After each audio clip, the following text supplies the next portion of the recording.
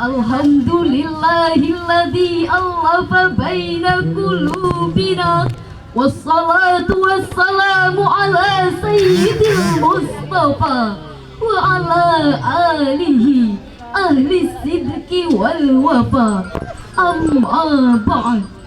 Dewan Hakim yang arif dan bijaksana, hadirin sebangsa dan setanah air yang saya banggakan.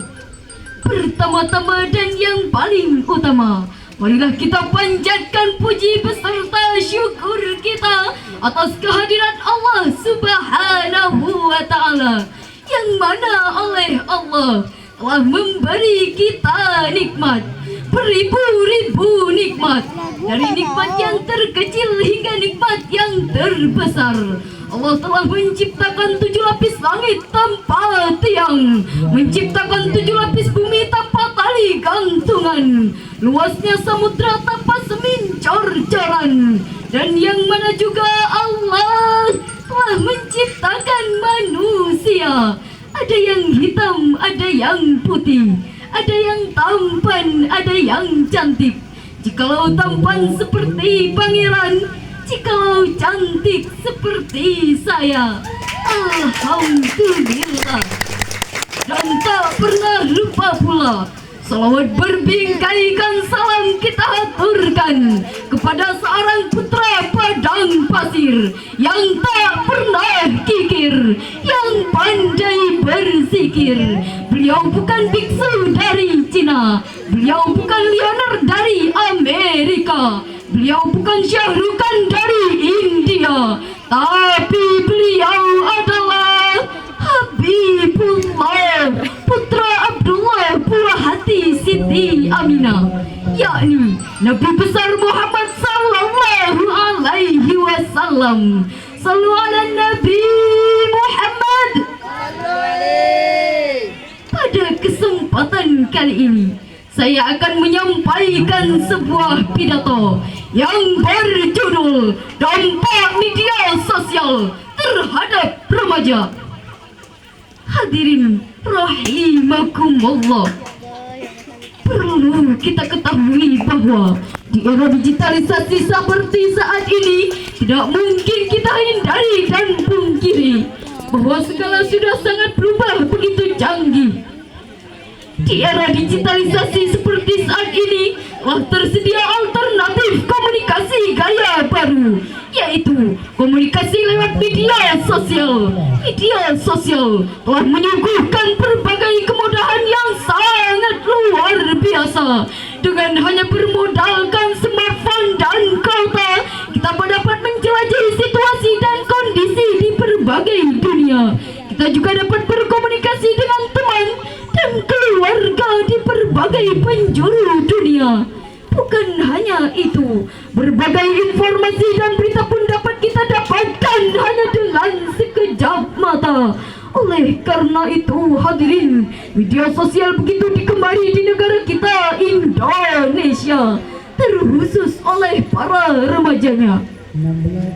Namun ironisnya, pemanfaatan teknologi tanpa adanya filterisasi yang kuat kerap menimbulkan dampak-dampak negatif bagi kalangan para generasi muda, mulai dari ketergantungan bermain game online, teracuni video-video pornografi, bermain judi, dan bahkan mereka hobi menyebarkan berita-berita hoax sana sini.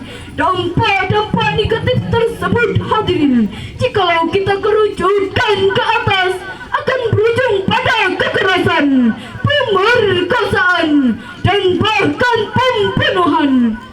Na'udzubillahi min dzalik. Hadirin yang berbahagia, terdapat beberapa yang harus kita perhatikan ketika menggunakan media sosial. Yang pertama, menemukan fakta dan kebenaran, sebagaimana firman Allah dalam Al-Quran surah Al-Hujurat ayat 6 yang berbunyi, A'udzu billahi minasyaitonir rajim. Bismillahirrahmanirrahim.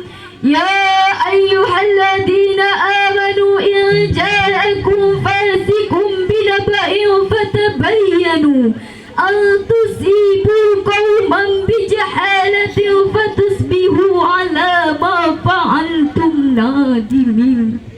Yang artinya, wahai orang-orang yang beriman, jikalau datang kepadamu seseorang yang fasik dengan membawa suatu berita, maka telitilah kebenarannya agar kamu tidak mencelakakan suatu kaum karena ketidaktahuanmu yang berakibat kamu menyesali perbuatanmu itu.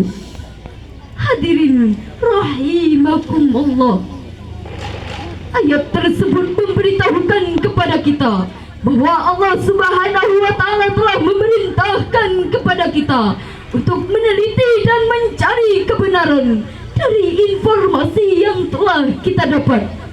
Mengapa harus demikian? Karena supaya kita tidak terjerumus ke dalam jurang kecerobohan yang akan merugikan banyak kalangan. Yang kedua, menyebarkan informasi yang valid dan terpercaya. Sebagai seorang muslim, kita harus menghindari perkataan dusta atau kesaksian yang dibuat-buat terhadap orang lain. Dengan demikian hadirin, kita sebagai seorang muslim sejati dilarang keras untuk melakukan perilaku tersebut. Hadirin rahimakumullah, di era digitalisasi seperti saat ini, tidak mungkin kita hindari dan pungkiri bahwa segala sudah sangat berubah begitu canggih. Namun manusia saat inilah, generasi muda saat inilah yang harus pandai-pandai dalam menyikapi apapun yang terjadi. Jangan sampai kita hanya disibukkan dengan selfie sana sini. Mari kita menjadi generasi muda yang cerdas dalam memanfaatkan media sosial yang kita gunakan. Insya Allah, dengan cara tersebut, generasi muda di negara kita ini nantinya akan menjadi generasi yang kuat, generasi yang hebat, serta generasi yang bermartabat. Amin, amin ya rabbal alamin. Demikianlah pidato yang dapat saya sampaikan. Kurang dan lebihnya mohon dimaafkan. Wallahul muwafiq ila aqwamit thariq.